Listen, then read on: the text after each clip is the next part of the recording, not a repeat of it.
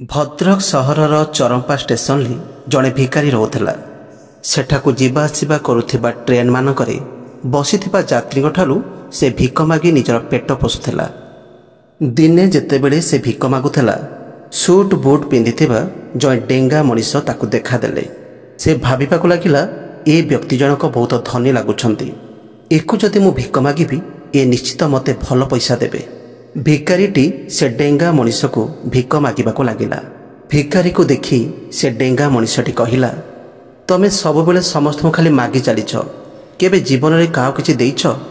भिकारी कहिबाकू लागिला, बाबू मु तो जने भिकारी, सबुबेले लोकों को खाली मागी चली थाए, मोर एते औकात नहीं जे मु काहा को किछि देई परिबी।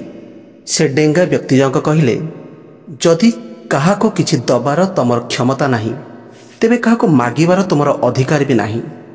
मु जने बेपारी आउ ए दबा और नबारे मु विश्वास करे। जदि तुम पाखरे मते किछि दबाको अछि तेबे जाय मु तुमको किछि देई परिबी। एतिकी कइसारी से डेंगा व्यक्ति जनक ट्रेन ले बसी चली गले। आउ एपटे भिकारी जनक से डेंगा व्यक्ति जनक कहिथिबा कथा गुड़िक भाबिबाको लागिले।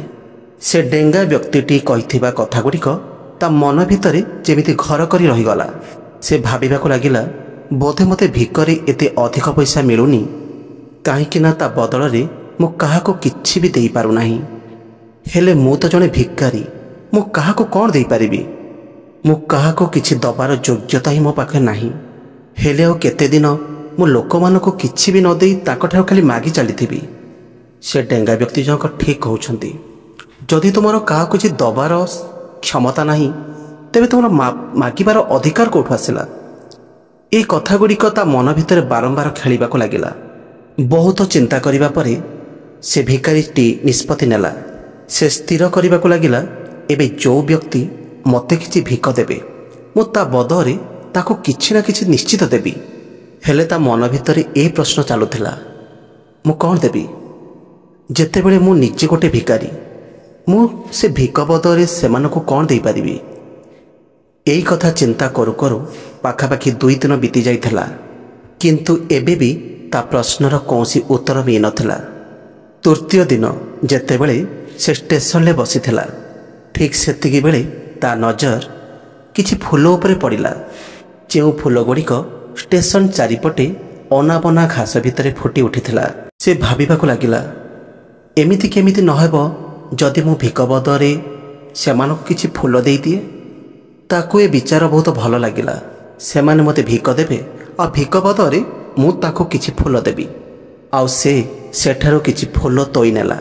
आउ एबे से ट्रेन भितरे भिक मागिबाको पहुंची गला। आउ एबे ताको जति भी केही किछि भिक दउथला, से भिक बदरे से लोक को किछि फूल देई दउथला। ए फूल को लोक माने खुशी होई निज पाखरे रखि दियंती।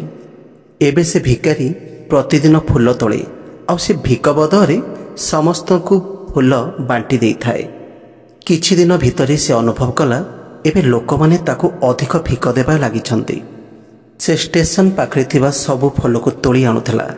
जे पर्यंत ता पाखरे फूल रहउथला से पर्यंत लोक माने ताको अधिक भिक देउथले। आ जेतेबेले फूल बांटू बांटू फूल सरी जाए ताको भिक मिले नाही। एबे प्रतिदिन एमिति चलीबाको लागिला। दिने जेतेबेले से भिक मागुथला तो से देखिला से डेंगा व्यक्ति जनक ट्रेन भितरे गोटे सीट रे बसिथिले, जहांक पाई भिक बदरे फूल देवार प्रेरणा ताको मिलिथिला। से तुरंत से व्यक्ति पाखरे पहुंची गले। आ भिक मागिबाको लागिला। आ कहिबाको लागिला, आजी आपन को दबा पाई मो पाखरे किछि अछि, आपण मते जदि भिक देबे ता बदरे मु आपन किछि फूल देबी। से डेंगा व्यक्ति जनक ताको भिक रूपरे किछि टंका देई देले आ बदरे किछि फूल रखिदेले। से डेंगा व्यक्ति जनक को ए कथा बहुत पसंद आसिला। से कहिबाको लागिले, वाओ बढ़िया काम करछ, आज तुमे भी मो परी जने बेपारी होई जाइछ। एतिकी कही से डेंगा व्यक्ति जनक फूल धरी स्टेशन लु बाहरी गले। आउ एथर भी से डेंगा व्यक्ति जनक कहिथिबा कथा से भिकारीर मन को पूरा छुई जाइथिला। से बारंबार से डेंगा व्यक्ति द्वारा कहा जाइथिबा कथाटी को भाबिबाको लागिला। आ बहुत खुशी हेबाकू लागिला जे आजी जने बेपारी कहिले, एते बड़ बेपारी, मु भी तांको परी गोटे बेपारी। ता आखि एबे चमकुथिला। ତାକୁ ଏମିତି ଲାଗୁଥିଲା ତା ହାତରେ ସଫଳତାର ସେଇ ଚାବି ଲାଗି ଯାଇଥିଲା ଯାହାଦ୍ୱାରା ସେ ନିଜ ଜୀବନକୁ ବଦଳାଇ ପାରିବ। ସେ ତୁରନ୍ତ ଟ୍ରେନ୍ରୁ ତଳକୁ ଓହ୍ଲାଇ ପଡ଼ିଲା ଆଉ ଉତ୍ସାହିତ ହୋଇ ଜୋର ଜୋରରେ କହିବାକୁ ଲାଗିଲା ଓ ଆକାଶକୁ ଅନେଇ ଚିଲେଇ ଚିଲେଇ କହିଲା, ମୁଁ ଭିକାରୀ ନୁହେଁ, ମୁଁ ତ ଜଣେ ବେପାରୀ, ମୁଁ ବି ଧନୀ ହୋଇପାରିବି। ଲୋକମାନେ ତାକୁ ଦେଖିଲେ ତ ଭାବିବାକୁ ଲାଗିଲେ ବୋଧେ ଭିକାରୀଟା ପାଗଳ ହୋଇଯାଇଛି। ତା ପରଦିନଠାରୁ ସେ ଭିକାରୀଟି ସେ ଷ୍ଟେସନରେ ଆଉ ଦେଖାଗଲା ନାହିଁ। ଆଉ ଠିକ୍ 6 ମାସ ପରେ ସେଇ ଟ୍ରେନ୍ରେ ସେଇ ଷ୍ଟେସନରେ 2 ଜଣ ବ୍ୟକ୍ତି ସୁଟ୍ ବୁଟ୍ ପିନ୍ଧି ଯାତ୍ରା କରୁଥିଲେ। 2 ଜଣଙ୍କ ଭିତରୁ ଜଣେ ଅନ୍ୟ ଜଣକୁ ଦେଖିଲା ତ ପରସ୍ପର ସହିତ ହ୍ୟାଣ୍ଡସେକ୍ କରିବାକୁ ଲାଗିଲେ ଓ କହିବାକୁ ଲାଗିଲା, କ'ଣ ଆପଣ ମୋତେ ଚିହ୍ନି ପାଇଲେ? ଅନ୍ୟ ବ୍ୟକ୍ତି ଜଣକ କହିଲେ, ନା, କାହିଁକି? ମୋ ହିସାବରେ ଆମେ ଆଜି ଫାର୍ଷ୍ଟ ଟାଇମ୍ ଦେଖା ହେଉଛନ୍ତି। ପ୍ରଥମ ବ୍ୟକ୍ତି ଜଣକ କହିଲେ, ଆପଣ ମନେ ପକାନ୍ତୁ, ଆମେ ପ୍ରଥମ ଥର ନୁହଁ, ଏଇଟା ଆମର ତୃତୀୟ ଦେଖା। ଦ୍ୱିତୀୟ ବ୍ୟକ୍ତି ଜଣକ କହିଲେ, ମୋର ମନେ ନାହିଁ, ତେବେ ଆମେ ପୂର୍ବରୁ 2 ଥର କେଉଁଠି ଦେଖା ହୋଇଥିଲେ। ଏବେ ପ୍ରଥମ ବ୍ୟକ୍ତି ଜଣକ ଟିକେ ମୁରୁକି ହସିଲେ ଆଉ କହିଲେ, ଆମେ ପୂର୍ବରୁ ବି 2 ଥର ଏଇ ଟ୍ରେନ୍ରେ ଦେଖା ହୋଇଥିଲା। ମୁଁ ସେଇ ଭିକାରୀ ଯାହାକୁ ପ୍ରଥମ ଦେଖାରେ ଆପଣ କହିଥିଲେ ମୋତେ ଜୀବନରେ କ'ଣ କରିବା ଦରକାର, ଆଉ ଦ୍ୱିତୀୟ ଦେଖାରେ ମୋତେ ଏକ ନୂଆ ପରିଚୟ ଦେଇଥିଲେ। ତୃତୀୟ ବ୍ୟକ୍ତି ଜଣକ ମୁରୁକି ହସିଲେ ଆଉ ଆଶ୍ଚର୍ଯ୍ୟ ହୋଇ କହିଲେ, ଆରେ ରେ, ହଁ ହଁ, ମନେ ପଡ଼ିଲା, ତମେ ସେଇ ଭିକାରୀ ଯାହାକୁ ଥରେ ମୁଁ ଭିକ ଦେବା ପାଇଁ ମନା କରିଦେଇଥିଲି। ଆଉ ଦ୍ୱିତୀୟ ଥର ମୁଁ ତମଠାରୁ କିଛି ଫୁଲ କିଣିଥିଲି। ହେଲେ ଆଜି ତମେ ସୁଟ୍ ବୁଟ୍ ପିନ୍ଧି କୁଆଡ଼େ ଯାଉଛ? ଆଉ ଆଜିକାଲି ତମେ କ'ଣ କରୁଛ? ତାପରେ ପ୍ରଥମ ବ୍ୟକ୍ତି ଜଣକ କହିଲେ, ହଁ, ମୁଁ ସେଇ ଭିକାରୀ, କିନ୍ତୁ ମୁଁ ଆଜି ଜଣେ ବଡ଼ ଫୁଲ ବ୍ୟବସାୟୀ। ଆଉ ଏଇ ଫୁଲ ବ୍ୟବସାୟ ପାଇଁ ମୁଁ ଅନ୍ୟ ଏକ ସହରକୁ ଯାଉଛି। କିଛି ସମୟ ଚୁପ୍ ରହିବା ପରେ ସେ ଆଉ ଥରେ କହିଲା, ଆପଣ ମୋତେ ପ୍ରଥମ ଦେଖାରେ ପ୍ରକୃତିର ସେ ନିୟମ କହିଥିଲେ ଓ ସେ ନିୟମ ଅନୁସାରେ ଆମକୁ ସେତେବେଳେ କିଛି ମିଳିଥାଏ ଯେତେବେଳେ ତା ବଦଳରେ ଆମେ କାହାକୁ କିଛି ଦେଇଥାନ୍ତି। ନବା ଦବାର ଏ ନିୟମ ବାସ୍ତବ ଜୀବନରେ ବହୁତ କାମ ଦିଏ। ମୁଁ ଏ କଥାକୁ ବହୁତ ଭଲ ଭାବରେ ଅନୁଭବ କରିଛି। ହେଲେ ମୁଁ ନିଜକୁ ସବୁବେଳେ ଭିକାରୀ ବୋଲି ହିଁ ଭାବୁଥିଲି। ଏହାଠୁ ଉପରକୁ ଉଠି ମୁଁ କେବେ ବି କିଛି ଚିନ୍ତା କରିନି। ଆଉ ଯେବେ ଆପଣଙ୍କ ସହିତ ମୋର ଦ୍ୱିତୀୟ ଦେଖା ହେଲା ସେତେବେଳେ ଆପଣ ମୋତେ ବୁଝେଇଲେ କି ମୁଁ ଜଣେ ବେପାରୀ ହୋଇସାରିଛି। ଆଉ ମୁଁ ସେତେବେଳେ ବୁଝିସାରିଥିଲି ବାସ୍ତବରେ ମୁଁ ଜଣେ ଭିକାରୀ ନୁହେଁ, ବରଂ ଜଣେ ବେପାରୀ। ଆଉ ମୁଁ ବୁଝିସାରିଥିଲି ଲୋକମାନେ ମୋତେ ଏବେ ଏତେ ଅଧିକ ଭିକ କାହିଁକି ଦେଉଛନ୍ତି, କାହିଁକି ନା ମୁଁ ଆଉ ଭିକାରୀ ନଥିଲି, ଜଣେ ବେପାରୀ ବନିସାରିଥିଲି। ସେମାନେ ମୋତେ ଭିକ ଦେଉନଥିଲେ, ବରଂ ମୁଁ ଦେଇଥିବା ଫୁଲର ମୂଲ୍ୟ ମୋତେ ଦେଉଥିଲେ। ସମସ୍ତେ ମୋ ଠାରୁ ଫୁଲ କିଣୁଥିଲେ, କାହିଁକି ନା ଏହାଠାରୁ ଅଧିକ ଶସ୍ତା ମୂଲ୍ୟରେ ଫୁଲ କେଉଁଠୁ ବା ମିଳିବ। ମୁଁ ଲୋକଙ୍କ ନଜରରେ ବେପାରୀ ହୋଇସାରିଥିଲି, ହେଲେ ନିଜ ନଜରରେ ସେ ଭିକାରୀ ହୋଇଯାଇଥିଲି।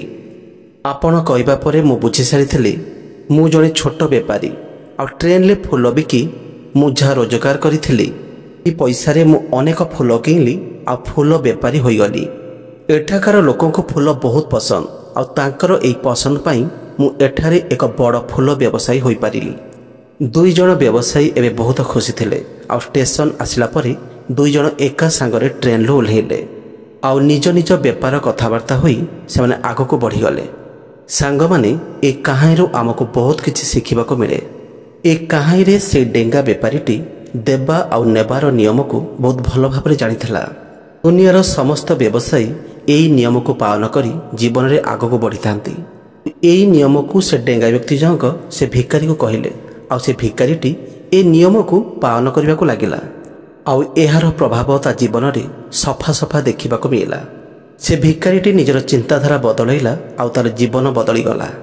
ଏ କାହାଣୀ ଆମକୁ ଏହି ଶିକ୍ଷା ଦିଏ, ଯଦି ଆମେ ଆମର ଚିନ୍ତାଧାରା ବଦଳାଇ ଦେବା ତେବେ ଆମେ କିଛି ବି ପାଇପାରିବା। ଯଦି ଆମେ ନିଜକୁ ଛୋଟ ହିଁ ଭାବିବାକୁ ଲାଗିବା ତାହେଲେ ଆମେ ଜୀବନ ସାରା ସେହି ଛୋଟ ହିଁ ରହିଯିବା। ବଡ଼ ହେବା ପାଇଁ ଆମକୁ ଆମ ଚିନ୍ତାଧାରାକୁ ବଡ଼ କରିବାକୁ ପଡ଼ିବ ଆଉ ନିଜ ବିଷୟରେ ବି ବଡ଼ ଚିନ୍ତା କରିବାକୁ ପଡ଼ିବ। କାହାଣୀର ସାର କଥା ଏହା ଯେ ଆପଣଙ୍କ ସଫଳତା ଆପଣ ଚିନ୍ତାଧାରା ଭିତରେ ଲୁଚି ରହିଥାଏ। ନିଜର ଆତ୍ମସମ୍ମାନକୁ ଜାଗ୍ରତ କରନ୍ତୁ ଆଉ ନିଜର ଚିନ୍ତାଧାରାକୁ ବଡ଼ କରନ୍ତୁ, ଆଉ ଦେଖିବେ ଆପଣ ସଫଳତାର ଶୀର୍ଷରେ ପହଞ୍ଚି ସାରିଥିବେ।